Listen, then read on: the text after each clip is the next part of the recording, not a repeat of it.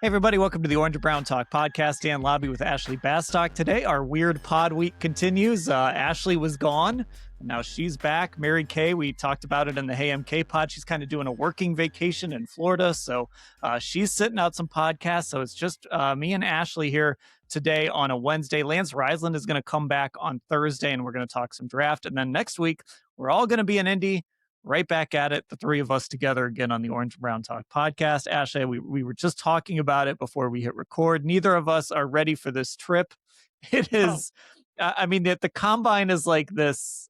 I think people kind of know what the combine is at this point. I think they understand what it is as far as all the other stuff that goes with it. But it is just, I don't think there's any amount of preparation that can actually make you ready for combine week.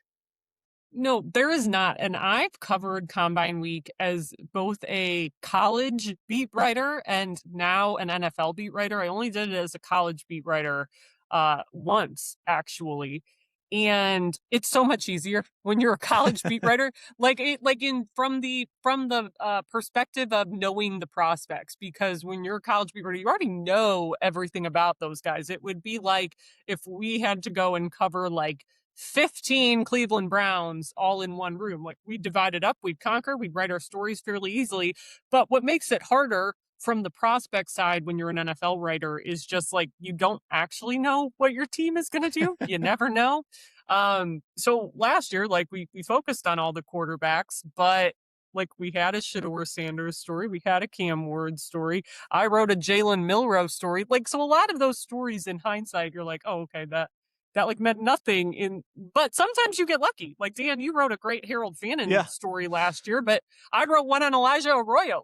You just kind of cast a net and look at these positions of need and hope. But I mean, the combine too, for the last few years, before last year, we didn't have to worry about a first round pick. So I think that got easier. Last year, we jumped back into that. And I think we're all staying 5 or 6 days again this year. So it makes for a longer week for sure. Yeah, and it's so in 2018, we pretty much knew they were going to take a quarterback with that number one pick. So even something like that, it's okay, we don't know who they're going to take at that point, but we at least were able to focus in on, all right, let's talk to Baker Mayfield and Josh Allen and Lamar Jackson. Let's go through that list.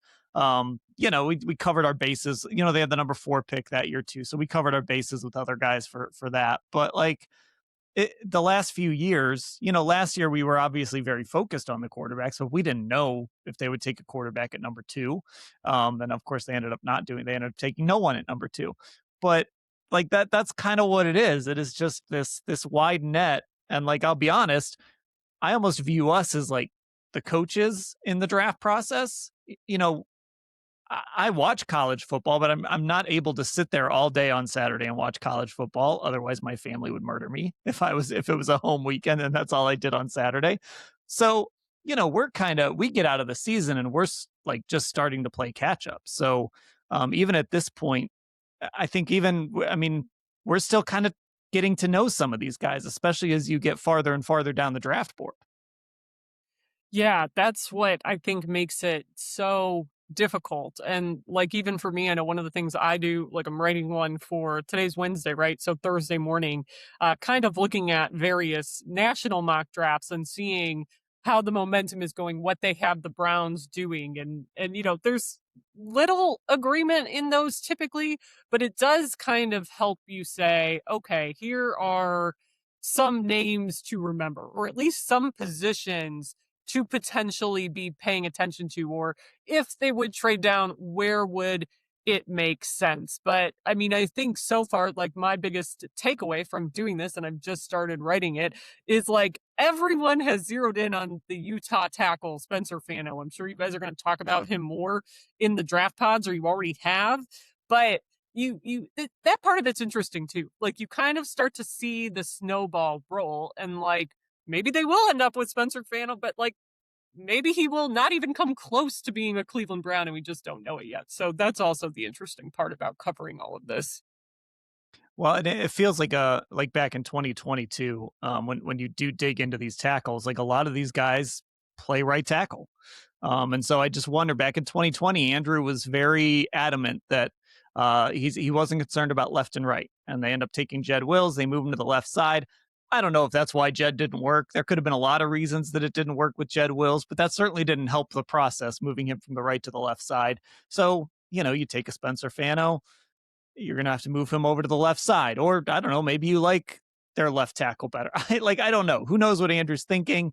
But a lot of these guys that you'd be looking at, not all of them, obviously, but some of the names that are up near the top of these tackle rankings, these guys have been playing on the right side. So if you're trying to project, could this guy be my long-term left tackle, or do we want to keep him on the right side? There's just a lot that goes into it. And I'm curious, we'll get a chance to talk to Andrew, I think maybe next Tuesday or Wednesday. Um, I'm curious to see what he says about that left and right thing. If he still is kind of holding true to this idea that it doesn't matter where they played in college, we'll play them on either side. As you were talking, I'm like, maybe they should be a little more concerned about that, just given how little luck they've seemingly had at that position. And look, I think Dewan Jones and the Dewan Jones of it all, like they also really moved him too, right? Like they moved him now multiple times, and he just liked playing right tackle better. And that seemed like before his injury that it was on the way to not working, because that Packers game when he got hurt, he actually did start on the right side of the line for that game. They had moved him back. So they've just not had good luck moving guys, and just saying, position doesn't matter. Well, it like kind of does, I think. And, with Jed, it's like he never had that ringing endorsement, I feel like, of, oh yeah, he can like definitely do this. Like you just didn't get that. So it's kind of not been the best track record for them. But like I will say, the addition of, in terms of their draft evaluating process and like knowing they want input for Todd Monken, and like I'm sure with the line, especially that input from George Warhop, the new offensive line coach, is going to be taken seriously. Like and it should be, because obviously we know he's a good O-line coach, very instrumental in the career of Joe Thomas. But I'm kind of fascinated to hear eventually all those people talk about drafting at that position. Yeah, then the other thing that makes this draft super interesting for the Browns is obviously Andrew is coming off of this draft where he hit on, like I think Mason Graham is going to be really good. We know how good Harold Fannin is. We know how good Carson Schlesinger is. I think Quinshon Judkins is at worst a starting running back in this league, if not more. So like, I think Dylan Sampson is a good role player too, and then we'll see about the quarterbacks. But you look at kind of how he did last year. That was great. But now the challenge this year is not just following that up, but following that up at positions where he's kind of struggled to draft guys, O-line and wide receiver.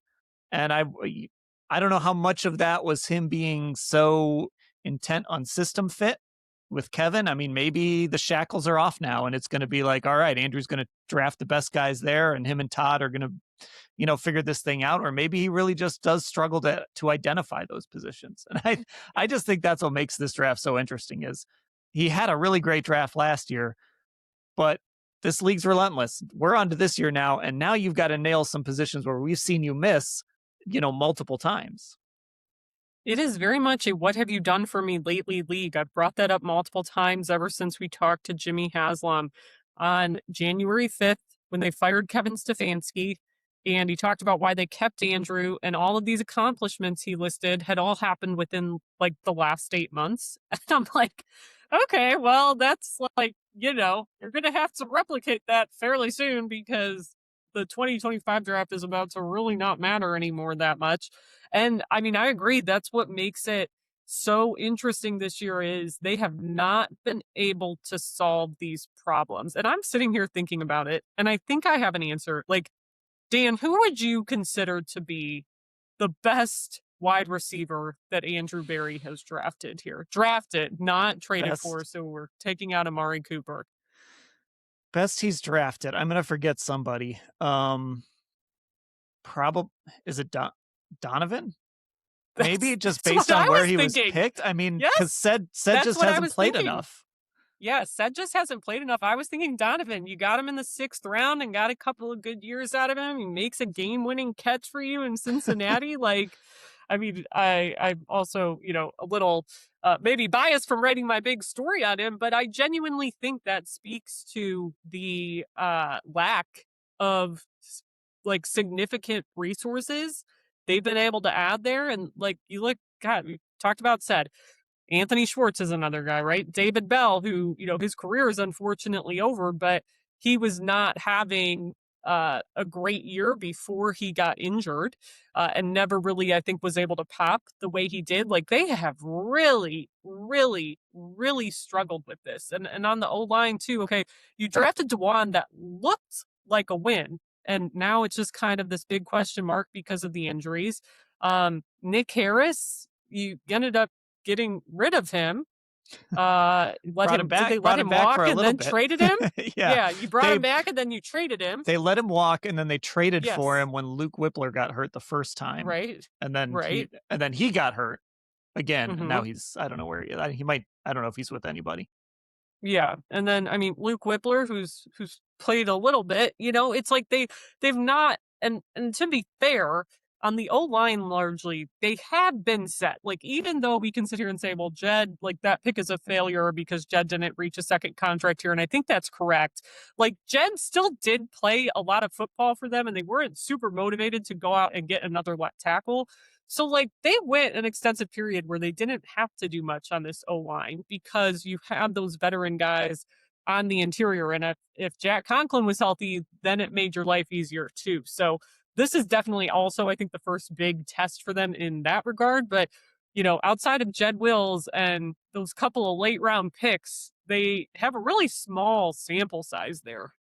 Yeah, and I want to see sort of how Andrew approaches free agency too, because to go back to 2020, I thought that was that was a year when he went out and he signed Jack Conklin first, and then they ended up drafting Jed Wills. You already had Joel Bitonio in the building. You already had at the time J.C. Treader, but he did. I mean, he did well to go find Ethan Posick. So when they were kind of hedging against Nick Harris, and that ended up working out well. So we have seen him have success signing guys. I mean, even Jack Conklin, even though he wasn't on the field enough, he was really good when he played.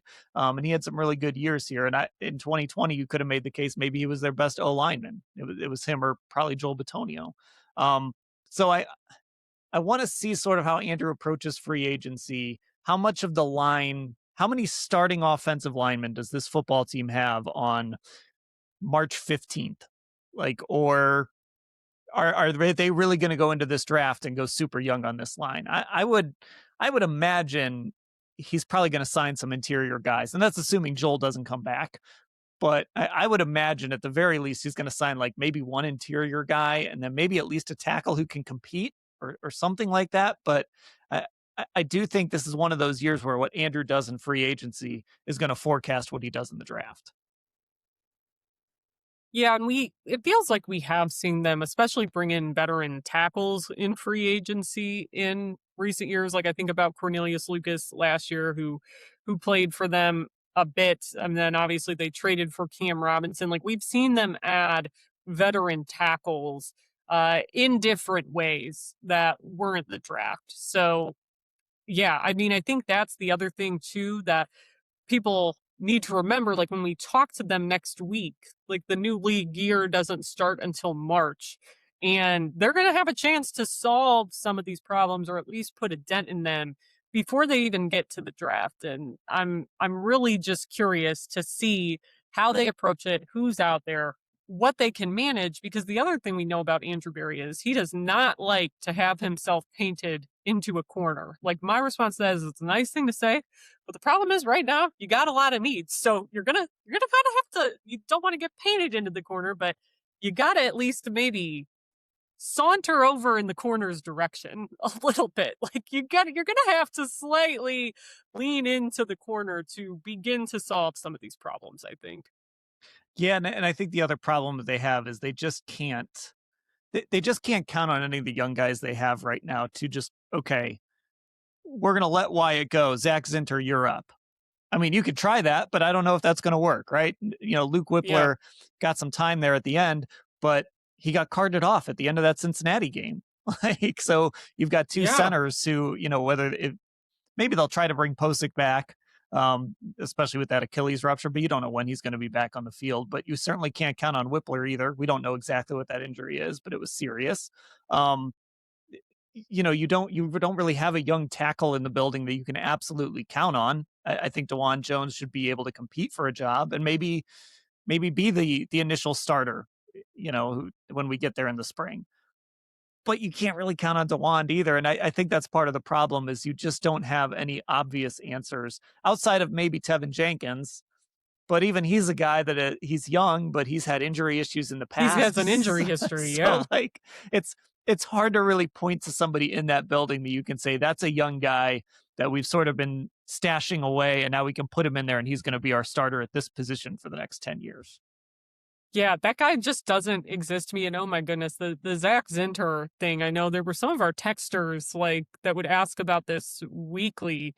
And I mean, it really was, I think, like watching as a reporter head scratching to see the amount of times he was just like a healthy scratch because that's not what you want with the guy you drafted, in the third round and had really high hopes for. And it's been tough. And like people ask, well, how does he look? Well, we don't really know, like, because we can't watch practice during the season. So it's hard to even get a feel for what exactly they're not liking or liking. But I think there's going to be obviously more attention on him now because he is a draft pick. They are going to need some extra depth there. And he was inactive. So, I mean, I'm sure that's going to be a topic of discussion throughout the offseason program with him. All right, let's shift gears. I didn't think we'd go deep on the O line, but here we are. You never know where these where these pre combine pods could go. Let's shift gears to the defensive coordinator. You put up a column about Mike Rutenberg on what is day? I guess on Tuesday. But let's just start with your Monday real quick, Ashley, Let's because start with it. there are just times on this beat, and obviously we're lucky we have a lot of people available. So between the three of us, we can usually get things covered if needed, but it doesn't change the stress factor of certain situations. You got to experience one of those the other day when you were coming back from where were you? I was in Cancun, Yeah, so and you're this coming is back from Cancun. Well, yeah, go I ahead. was You in take it from here. I was in Cancun. It's the first I was in Cancun with my boyfriend and some of his friends, and this is the first time I've taken a vacation that is not for a wedding, literally since I've been on this job, since 2021. And I don't take a lot of them. Uh, I just don't. So this was also the first time I've ever flown Frontier, which if you've never flown Frontier, listeners, the budget airline that has direct service from Cleveland to Cancun, they you don't even get complimentary like beverage service, even on a long flight like that. You got to pay for water, and there is no Wi-Fi. There's no Wi-Fi you can even pay for. It doesn't exist. Like as my boyfriend said to me when we were walking on, you could probably ask them to fly the plane, and if you asked really nicely, they might let you. So that's what I'm dealing with. So I had the foresight. I'm like, okay, it's like the middle of the afternoon. We know Mary Kay had reported on like Friday, Saturday. I've lost track of my days here that Todd Monken might have his DC within the next 1 or 2 days. So I'm thinking like, okay, yeah, that could be like when I'm on the way back. So I text Dan and Mary Kay and say my flight takes off in a half hour, just FYI. Frontier, so no Wi-Fi, but at least it's direct. That is at 11 a.m. When I landed at 2:54 and turned my phone back on, I had 48 text messages and I don't even know how many Twitter alerts. But in the time I was in the air, they hired Mike Rutenberg. News broke about Ronnie Hickman getting assaulted, which Dan ended up writing a story about being treated for minor injuries after being assaulted in New York City. So I sent another text to Dan and Mary Kay that was filled with expletives. And then the second text that said, can't take one Frontier flight. And Mary Kay responded and said, right, Frontier. Like, and I'm like, it's just something we all know. Like, and I think in this business, like Dan said, you know that is always going to be a risk. And sometimes you're going to be in a situation where you can't do anything about it. But it doesn't make me feel any less guilty. So, I got home and wrote a column, wrote a newsletter, wrote the egg for our newsletter that day, and we moved on. But I was like, that trip, I was gone 5 days. Like I was gone too long for there not to be some significant-ish sort of news that happened with this football team. Well, yeah, and this year, obviously, with the coaching hire and just how Yeah. long all this has taken, it's like normally this would be a pretty quiet week. Hopefully, Yeah, this is next year like that will be the case. yes. This is But like the safest week typically to take off, like a lot of people do, not just reporters. Like people across the league yeah, typically are taking a break before the combine right about now in this like little 2-week window. yeah, and so like I'm always surprised when Mary Kay takes a Frontier flight. Like I'm always Yeah. like, really, you're taking a Frontier flight? Like you're going to risk that? I'm always shocked when she does it. Yes. I just don't do it. I hate it. And mostly I'm talking work trips. So I suppose like if it were a personal trip and it saved me a bunch of money, I would do it. But like, you know, I I had a bad experience on a Frontier flight. I think Oh. going to it was like a preseason game in like Jacksonville or Tampa or something like that. And like on top of everything Frontier, we had this moment when we were in the air and like we experienced the absolute worst bump I have ever experienced on air. Like people were lifted out of their seats. Like it was that bad. And one of the flight attendants was even like, "Oh, what was that?" I'm like, "Oh, Oh okay. no. Did That's I something you almost never want to did I hear just come out of a almost flight die?" attendant's mouth. Exactly. Oh my So goodness. that just an all around bad experience with Frontier. If you listen, we'll take it all back, Frontier, if you want to sponsor us. But I'm just saying, I generally tend to avoid Frontier. You guys, Um, you at least need to get some Wi-Fi for your Cleveland Browns area writers so we can connect if we need to, because if I had Wi-Fi, none of this would have happened. I would have been on top of everything. so, kind of summarize here. Mike Rutenberg was the guy that of all the candidates, I Yeah. think we maybe least expected to get this job. He's 41 years old. Yeah. He's never called a defense before, which I don't think is like a deal breaker. But what were your thoughts on it? Yeah, I mean, he was a guy, quite honestly, I needed to read up on him more for that exact reason. Like, I knew more about Corey Undlin. I mean, obviously, I know a ton about Jason Tarver. He's been in the building here. So I was like, just kind of like, okay, it's going to probably, it seems like it's leaning towards one of those two guys just based on familiarity and experience. And then they went the other direction. And I'm like, oh, wow, they did hire him. So I had to read more about where exactly he had been through his career. Like you said, Dan, he's never called a defense. But I mean, I also don't necessarily think that's a bad thing for me. And as I read about him, the most important thing is just like he has a knowledge of the system and a knowledge of different variations of this system, right? Like he's worked with Robert Sala. That's like kind of how he came up in the NFL. And then Jeff Ulbrich in Atlanta, who he worked for, they also run that sort of Y9 defense down there. They actually, I think, do some more interesting things with their defense with disguising. And I actually wonder how much Mike Rutenberg had to do with implementing some of that stuff, because when you hear Jeff Ulbrich talk about him, he talked about him last week. The quotes I know were in Mary Kay's story. I think I threw the one in my column about him having a PhD level of knowledge about the secondary. So all of that to me kind of is not surprising in the sense, like, I think it's somebody younger who has a very deep understanding and knowledge of the kind of defense the Browns are built to play.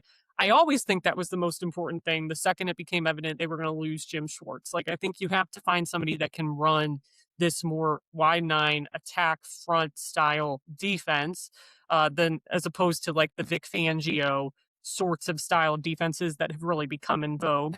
So, I mean, on paper, it looks great. I think the issue is obviously he has not called defense, so we're going to have to see that before we really praise him or anything.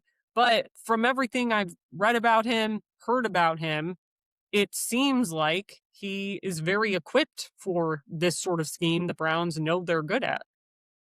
Yeah, and I think, this is something I know you've hit on kind of over and over again with the as the Schwartz stuff was going on. Just this idea of having a system, and I talked about this with Lance too. Like Myles Garrett is going to be Myles Garrett. Like Myles Garrett's going to be good next year. Is he going to get 25 sacks? I don't know, but he's going to be really good, and he's going to get 10 for Defensive Player of the Year. And Denzel Ward's going to cover guys like crazy, and Carson Schlesinger, I think we can safely say he's going to be one of those guys too for this defense. But it really is about can you bring in a guy whose system can also complement Grant Delpit, who I think that whatever they did last year, they unlocked Grant Delpit a lot. Really, the last 2 years, I think, has really kind of unlocked him.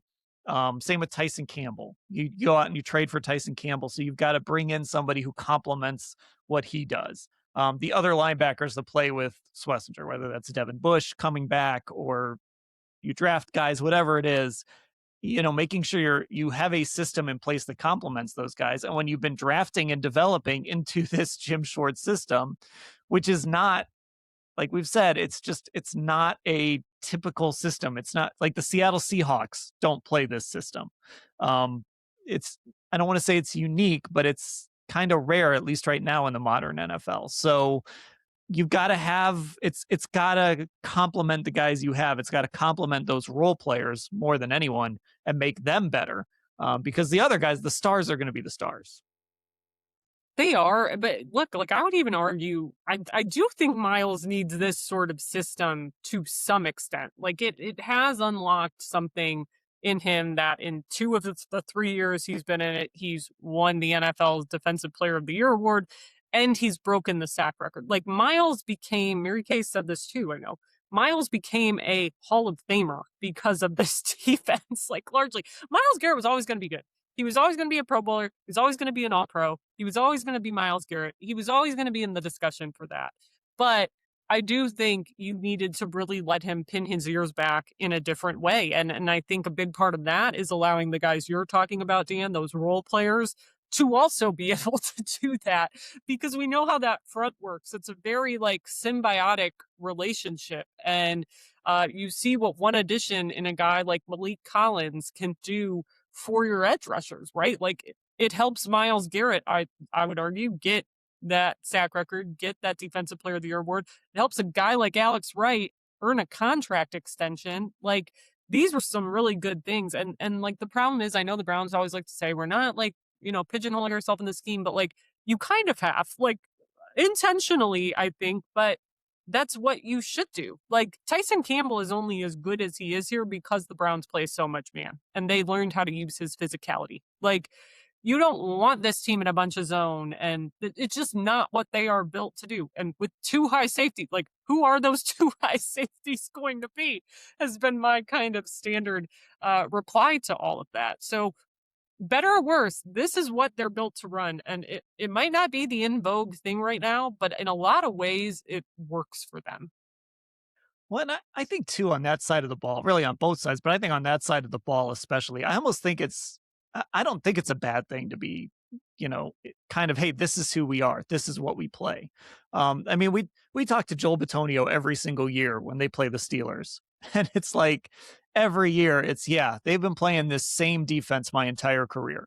Now, maybe there's an argument to be made that the Steelers were a little inflexible, and maybe they could have modernized a little, but like when the Steelers make a pick in the first round and it's some defensive lineman or linebacker and you go, oh man, that's such a Steelers pick. You do the same thing with the Ravens. Well, yeah, because that's who they are. They know who they are. They know the type of player they want. And that allows them to bring in a guy who, would he have worked here? I don't know. But they know exactly what they're looking for. They put him in their system. And now that guy's successful. And I think that's a big reason why you're able to go out and sign Malik Collins and he fits in. Exactly. Jacques Césaire has been here multiple years now. He had Malik Collins in Houston. So he knew, bring this guy in. He's going to be good in this system. We're going to draft Mason Graham at number 5. He's made for this system. We're going to ship out Greg Newsome in part because of money, but also because he just doesn't work in this system, but Tyson Campbell does.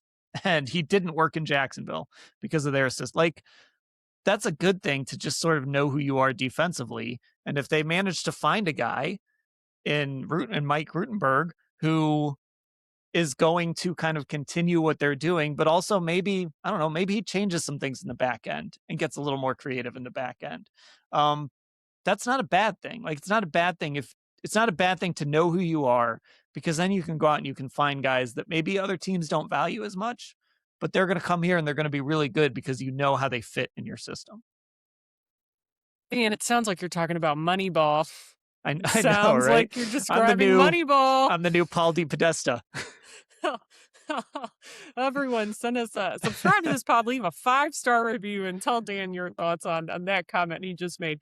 No, I mean, but it is true, right? I mean, I think that's like the one sort of saving grace of Moneyball when a guy like Tyson Campbell works out. Like the Jags are like, okay, like we're over this. He doesn't do what we want to do. We've changed systems. We're moving on. And you bring him in, and suddenly he's like at his peak. Like that is what you want. So I do think, like, again, his knowledge of the secondary is really interesting to me. Like, I've seen people, fans, and chatter, from texters, like, about complaining about the secondary. Was it too predictable at times because of the man and like things like that?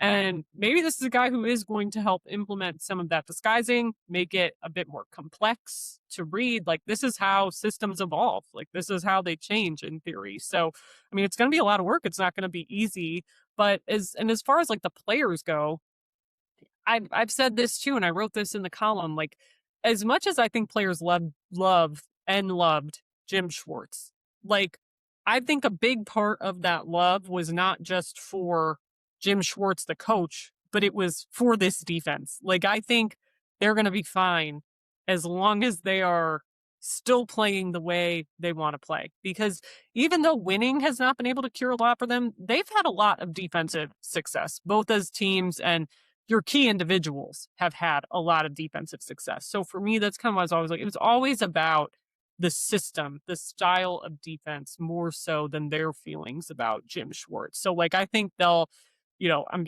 curious to talk to Mike Rutenberg for us, get a feel for his personality. But if he's a guy whose personality they can latch onto, like I wouldn't anticipate there being any like weird feelings because of that or anything. Yeah, and I think the idea that most of the staff, if not all of the staff, is going to be back. I think that's huge in all of this, and I think that's part of why I with the Jim Schwartz thing, I understand why they didn't want to just let him go and basically take everybody, right? Like I understand why they're not just saying, "All right, you're out of your contract for this year." Now, it would be a little petty if they pick up that option next year. That might be a bridge too far, but I understand why they're kind of doing what they're doing this year.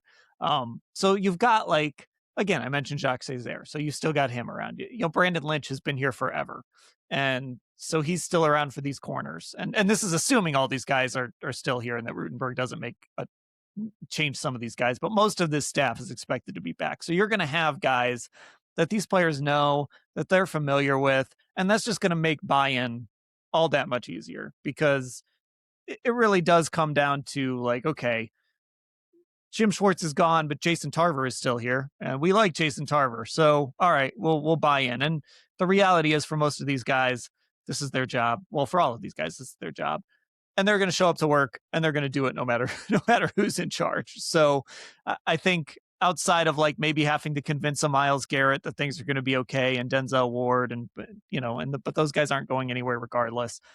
I think ultimately it'll end up being okay. Yeah, and again, like you just look at it and it's all so unpredictable right now, and I think for fans especially, everyone gets so used to one thing. So when there's a new person you don't know, it's easier just to lead with the skepticism. But I do think like the position coach thing is huge. Like Myles Garrett loved Jim Schwartz, loved playing for Jim Schwartz, but Myles Garrett also loves playing for Jacques Césaire. So like I think a guy like that is going to help ease the transition. And I mean, same thing for the safeties with Ephraim Banda, the DBs with Brandon Lynch, the corners, Jason Tarver. Like those guys have all worked with these players now for at least 3 years. A lot of them longer. Brandon Lynch and Tarver longer. Actually, Jacques only in his second year because they had Ben Bloom coaching the D line Jim Schwartz's first year. But they've all had multiple years here now. I think they've all built relationships. I think players all like playing for their respective position coaches. And as long as they're all still here, I think that could go a long way and could go a long way with helping like translate some of these changes. Like Brandon Lynch is a guy that always talks about that. Like, how can you teach like the players in a way they're going to not just understand it, but be able to execute when it's time. So I think that sort of continuity, like there is still some semblance, is what we're saying, of continuity, and I think that matters. All right. And anything, it's been like a week since you've been on the pod, actually, weirdly. So anything else I that I know. think we've hit on everything that's happened in that week. It just feels like 10 Yeah. million things have happened, but it's just been the DC and, It seemed you know, like so much some other happened, but stuff. nothing happened. Yeah, so much Right. happened, but like nothing happened. Right. Like we're still kind of playing the waiting game with Joel, which I actually Yeah. went back and looked. It was after the combine that he made his decision last year. So, you know, Yeah. we'll kind of see what happens there. But yeah, I don't know. I think we got everything. All right. I Well, think we did. welcome back to sunny Ohio. Just in time. I We know. will wrap things up there.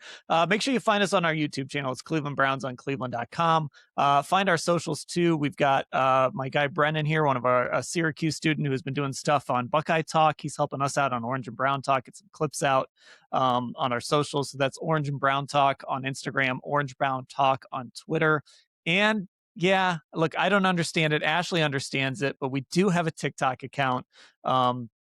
Go look for the Orange and Brown Talk podcast. I mentioned this with Lance. You might find two accounts. There's one that I can't access anymore that I never posted anything to. Go to the one that has recent videos up. All right. Brennan and I have been putting some videos on there. So go to that one and find that one. And then I think that's all our socials. So get subscribed on Apple Podcasts and Spotify as well, so you can listen to these things as soon as I hit publish on them. Ashley, I will talk to you later.